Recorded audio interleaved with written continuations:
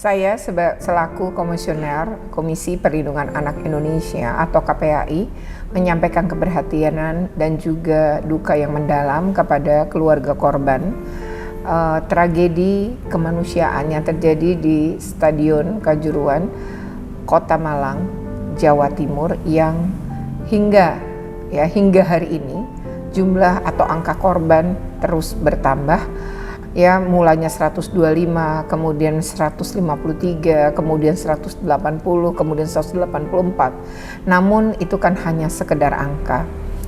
Nyawa manusia bukan sekedar angka, nyawa manusia juga bukan sekedar statistik. Tapi satu korban pun itu juga sebuah masalah besar. Apalagi ketika korban mencapai ratusan. Ini belum terhitung korban yang mengalami luka-luka dan saat ini sedang dirawat di rumah sakit. Dari ratusan korban itu ada 17 usia anak yang tewas dan juga ada 7 yang sedang dalam perawatan di rumah sakit. Terkait tragedi kemanusiaan yang terjadi di Stadion Kanjuruhan Kota Malang ini diakibatkan, diduga kuat diakibatkan karena penanganan massa yang menggunakan gas air mata. Sebenarnya kasus serupa pernah terjadi, yaitu pada tahun 1964 di Kota Lima, Peru. Saat itu bahkan korban lebih banyak, yaitu mencapai 328 jiwa dengan lebih dari 500 orang mengalami luka-luka dan harus dirawat di rumah sakit. Kali ini terjadi di negeri kita sendiri dengan angka yang juga ratusan, walau tidak sebanyak Peru. Dan kedua tempat ini, baik Peru 5 pada tahun 64 maupun Kanjuruhan Malang, Jawa Timur pada tahun 2022, penyebabnya sama, yaitu penggunaan gas air mata. Penggunaan gas air mata ini memang biasanya digunakan untuk kerusuhan. Namun FIFA sesungguhnya sudah melarang penggunaan ini dan tidak diizinkan sesungguhnya menggunakan gas air mata untuk penanganan peristiwa yang seperti kerusuhan di dalam stadion. Sebenarnya kita tidak bilang terjadi kerusuhan karena antara Arema Malang melawan Persebaya Surabaya itu tidak dihadiri oleh pendukung dari Persebaya. Artinya tidak ada lawan dari kelompok Arema ini. Itu berarti sesungguhnya tidak terjadi kerusuhan, kan begitu ya. Nah, karena tidak terjadi kerusuhan, lalu kenapa terjadi penggunaan gas air mata? Nah, atas dasar ini maka tentu perlu dilakukan penyelidikan. Karena penggunaan gas air mata, kenapa itu kemudian dilarang? Jika mengenai kulit seperti rasa terbakar, belum lagi di mata, rasa perih, keluar air mata di saluran pernafasan, hidung berair, batuk, dan rasa tercekik.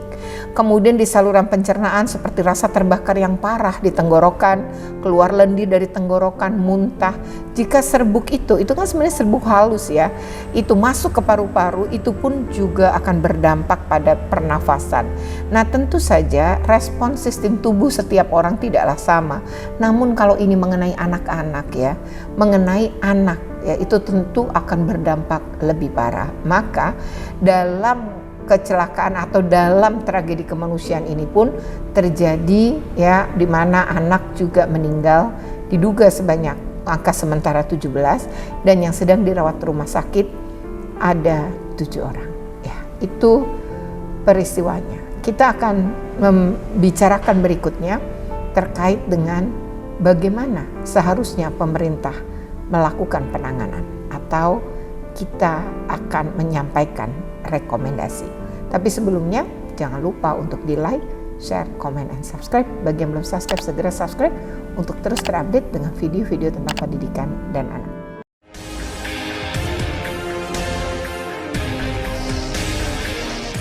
Atas peristiwa tewasnya ratusan supporter dan diantaranya adalah usia anak, dan masih ada anak yang juga sedang dirawat di rumah sakit, maka dengan ini saya menyampaikan beberapa hal untuk rekomendasi. Yang pertama adalah mendesak pemerintah pusat untuk segera membentuk tim independen. Untuk apa tim independen itu? Tim independen adalah untuk melakukan penyelidikan terhadap tragedi ini yang mengakibatkan jatuhnya ratusan korban jiwa dan korban luka, termasuk anak-anak. Yang kedua, mendesak Kapolri ya untuk segera melakukan evaluasi secara tegas atas tragedi yang terjadi yang memakan korban jiwa baik dari supporter maupun dari pihak kepolisian. Jika memang ya ditemukan adanya pelanggaran, maka harus ditegakkan aturan. Begitupun ketika tim independen juga menemukan, maka harus merekomendasikan, dan setelah itu ya rekomendasi itu kalau memang ada kesalahan maka perlu ditindak tegas. Aturan harus ditegakkan sesuai tentu dengan peraturan perundang-undangan.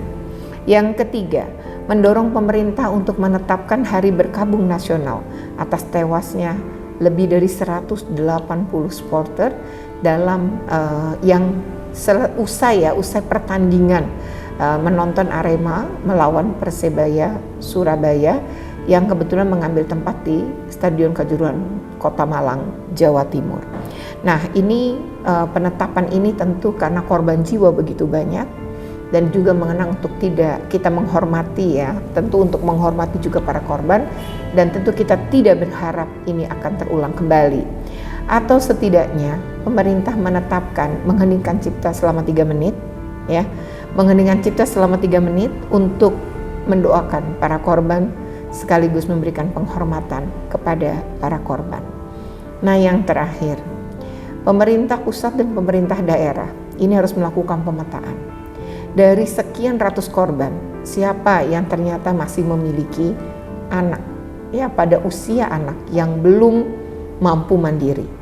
Bagaimana kalau yang meninggal itu adalah tulang punggung keluarga? Karena untuk beberapa kasus sudah ditemukan bahwa anak ini menjadi yatim piatu.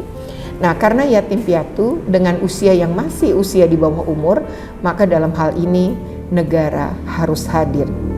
Kami mendorong ada pemetaan, dan jika sudah didapatkan datanya, negara harus hadir.